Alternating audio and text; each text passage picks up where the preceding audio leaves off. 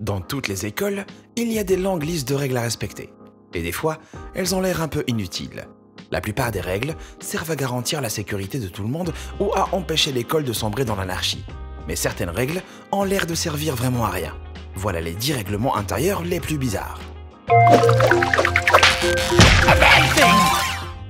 Numéro 10, les règlements des écoles japonaises. Pour les étrangers, les règlements ultra stricts des écoles japonaises semblent assez sévères. Mais les Japonais disent que c'est grâce à leur système éducatif que le pays excelle dans la technologie et la finance. Déjà, les élèves passent beaucoup de temps à l'école, et n'ont que 5 semaines de vacances d'été. Et plein d'écoliers utilisent ce temps libre pour faire des devoirs ou des projets scolaires. Et pourtant, ça s'est amélioré. Avant, l'école était ouverte 6 jours par semaine. En 1992, le gouvernement a déclaré que les étudiants pourraient avoir un samedi et un dimanche pour se détendre. Mais plein d'écoles ont choisi de passer outre et restent ouvertes le samedi. Et à l'école, les enfants travaillent dur. Et pas juste en travail scolaire. À la fin de la journée, les enfants nettoient l'école, font les poussières, passent la serpillière, nettoient les tableaux et WC. Et puis comme le Japon est sous la menace permanente des armes nucléaires nord-coréens, même les enfants des écoles élémentaires font des exercices d'alerte à la bombe. Ils vont dans la rue, s'accroupissent et leurs profs vérifient que tout le monde est là, en espérant qu'ils n'aient jamais à faire ça pour de vrai. Numéro 9, les siestes chinoises. On reste en Asie et on part en Chine. Il est prouvé qu'une sieste de 30 minutes au milieu de la journée peut améliorer la mémoire et performance scolaire. C'est donc ce que font les élèves chinois, de la maternelle aux plus âgés. Ils s'arrêtent tous pour faire une sieste d'une demi-heure après le déjeuner.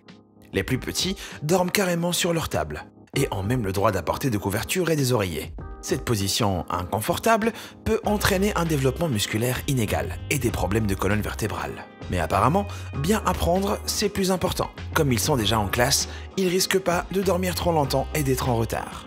Et si vous parlez en dormant, vos camarades de classe entendront vos pensées les plus intimes. À Chaogan, certains étudiants qui révisaient pour le bac ont même des perfusions intraveineuses pour avoir assez d'énergie. Numéro 8, pas de stylo rouge. Quand j'étais à l'école, perso, j'ai pris l'habitude de voir mes devoirs couverts de rouge quand les profs me les rendaient, en me disant souvent « on peut mieux faire ». Mais les élèves de Cornwall en Angleterre ne ressentiront jamais ce désespoir, puisqu'il a été interdit à leurs enseignants de noter leurs devoirs en rouge. Pourquoi? Parce que, d'après le directeur de l'école, le rouge est une couleur trop méchante, qui fait mal aux élèves. Les enseignants ont donc été invités à noter en vert. Ils doivent aussi écrire 2 ou 3 choses positives, même si le travail est nul. Et les élèves peuvent commenter la notation de l'enseignant en répondant en violet. 1 doit vouloir dire impeccable, et 2, c'est pour dément. Numéro 7, marquage électronique. Houston, we have a problem. Aux États-Unis, les subventions étatiques qu'une école reçoit dépendent de la fréquentation scolaire. Donc plus il y a d'élèves en classe, plus l'école reçoit d'argent. Pour inciter plus d'élèves à assister aux cours, 2 écoles de Houston ont donné à chacun de leurs élèves des étiquettes électroniques à porter en permanence. Ces balises permettent aux administrateurs de voir à tout moment où les élèves sont dans l'école. Et plus personne ne peut contester le nombre d'élèves en classe. Et ils savent tout de suite quels élèves sèchent. Évidemment, personne ne peut empêcher des petits malins de donner leurs balises à leurs amis pour qu'ils les emmènent en classe pour eux. Et en plus, elles ne fonctionnent que dans le bâtiment de l'école. Donc, ça n'aide pas si un élève quitte les lieux. Peut-être qu'il devrait carrément porter des bracelets électroniques. Numéro 6, pas de photos, merci. En 2010, une école de Watford en Angleterre a interdit les photos. Toutes les photos des élèves à l'école, interdites. Les photos de sport ou des pièces de théâtre de l'école, interdites. Les photos de classe où il y a toujours un gamin qui fait une grimace idiote, interdites. Nada. L'école a déclaré que le but était d'arrêter la cyberintimidation et d'autres formes plus sinistres d'exploitation des enfants en ligne. Mais les parents et les élèves ont trouvé ça exagéré. Et comment contrôler ça, alors que tout le monde a un appareil photo dans sa poche en permanence? Enfin moi, j'aurais aimé que les photos de moi quand j'étais à l'école, avec mes boutons, vêtements ridicules et coiffures cheloues, n'aient jamais été prises. Bon, comme on est à la moitié, parlons un peu des punitions étranges que certaines écoles ont imposées aux élèves, qui ont enfreint les règles. Qu'est-ce que vous croyez qui se passe sur cette image? Je vous donnerai la réponse à la fin de la vidéo. Alors, ne vous en allez pas. Numéro 5, interdit de parler de la fac.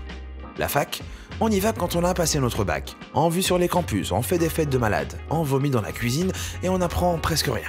Ou peut-être que c'est juste comme ça dans les films. En tout cas, quand vous allez quitter le collège et candidater à l'université, les choses peuvent devenir gênantes si vous obtenez vos premiers vœux, mais pas vos potes. Vous pourriez les vexer en hurlant partout « j'ai eu ma fac ». Pour éviter ces moments embarrassants, plusieurs collèges de New York ont établi une règle qui dit que personne n'a le droit de parler de la fac dans laquelle ils vont aller. En plus de ça, c'est aussi interdit d'en parler sur les réseaux sociaux et de porter des vêtements avec le logo de leur fac. Donc vos amis ne sauront dans quelle fac vous irez que quand vous passerez aux infos après avoir été arrêté pour exhibitionnisme. Ou peut-être que c'est que dans les films aussi. Numéro 4, interdit de gagner. Charlie Sheen déteste cette règle, en parlant de vexer les autres. Certaines écoles du Royaume-Uni ont fait encore plus fort et ont carrément interdit de gagner. Plus de la moitié des écoles primaires du Royaume-Uni. Donc, les enfants de 11 ans et moins ont dû arrêter de faire des sports compétitifs. Au lieu de ça, ils forment des équipes et tout le monde reçoit les mêmes prix, peu importe le résultat. C'est pour éviter que les enfants soient vexés de perdre, surtout s'ils sont pas très sportifs. Mais tous les parents n'ont pas apprécié ça et ont dit que c'est important d'apprendre à perdre avec dignité, espérant qu'ils ne laisseront pas le Royaume-Uni organiser les nouveaux Jeux Olympiques, où les réserves d'or du monde pourraient avoir des problèmes. Numéro 3, interdit d'aller aux toilettes pendant les cours. Vraiment débile. Si vous allez au lycée Evergreen Park à Chicago, j'espère que vous contrôlez bien votre vessie. Pourquoi? Parce que l'école a une règle qui dit qu'il est permis d'aller aux toilettes pendant les cours que 3 fois par semestre. Et si vous dépassez ça, vous devrez rester plus tard en cours pour rattraper le temps perdu. Le directeur craignait que les enfants utilisent les toilettes comme excuse pour sortir et ne rien faire. Donc vous avez le droit à 3 pauses pipi chaque semestre. Et pour le reste, vous allez juste devoir vous retenir. Les parents sont pas ravis. Et en plus, ils sont censés encourager leurs enfants à boire beaucoup d'eau pour rester en bonne santé, bien hydratés et contrôler leur poids. Le fait de se retenir peut aussi entraîner des infections urinaires, ce qui, ironiquement, donne encore plus envie d'aller aux toilettes.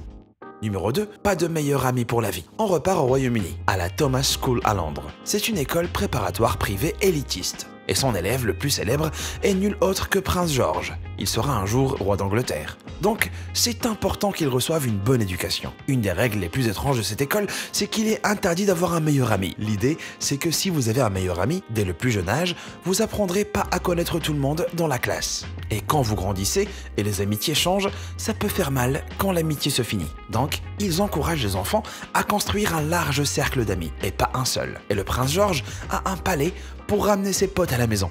Donc, il aura pas de mal à se faire des potes. Numéro 1, des combinaisons.